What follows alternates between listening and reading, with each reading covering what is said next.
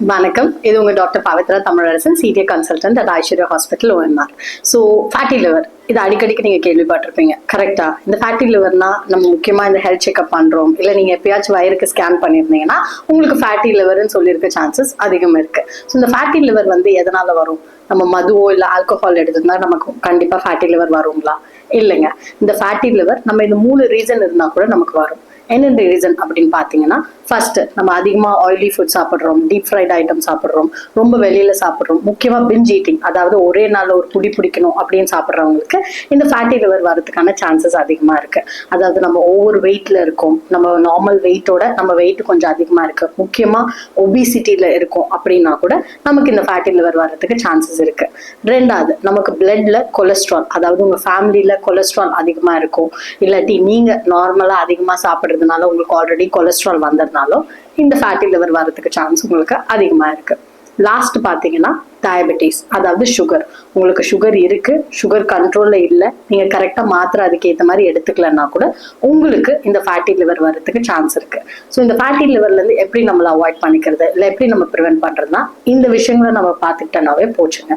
So என்னென்ன பண்ணணும்?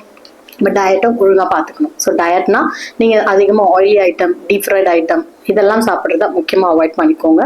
And முக்கியமான விஷயம், ரொம்ப பிஞ்ச் ஈட்டிங், அதாவது ஒரே ஒரு நாளில் நீங்கள் நல்லா சாப்பிடணும் அப்படின்னு நினச்சிங்கன்னா முடிஞ்ச அளவுக்கு அதிகமாக ரைஸ் சாப்பிட்றதோ இல்லை டீப் ஃப்ரைட் ஐட்டம் சாப்பிட்றதையும் நீங்கள் அவாய்ட் பண்ணிக்கணுங்க.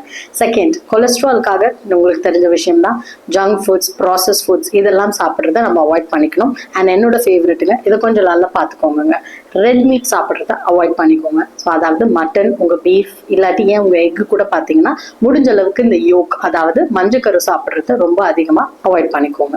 ஸோ லாஸ்ட் பார்த்தீங்கன்னா எக்ஸசைஸ், நம்ம கரெக்டாக வாக்கிங் பண்ணணுங்க.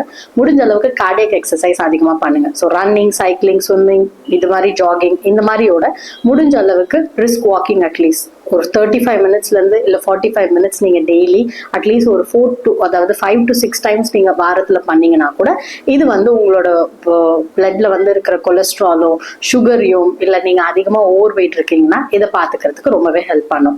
அண்ட் லாஸ்ட்டுங்க, உங்கள் சுகரை கண்ட்ரோலில் வச்சுக்க பாருங்க. அடிக்கடிக்கு உங்கள் சுகர்ஸ் எப்படி இருக்குன்னு அட்லீஸ்ட் தெரிஞ்சுக்கோங்க. சப்போஸ் இது எதுவும் கரெக்டாக இல்லையா, அப்போ கண்டிப்பாக உங்கள் நியர்பை டயபெட்டாலஜிஸ்ட் இல்லாட்டி உங்கள் சுகர் டாக்டரை கண்டிப்பாக பார்த்து அணுகி நல்லபடியாக வாழுங்க. நலம் வாழ். நன்றி.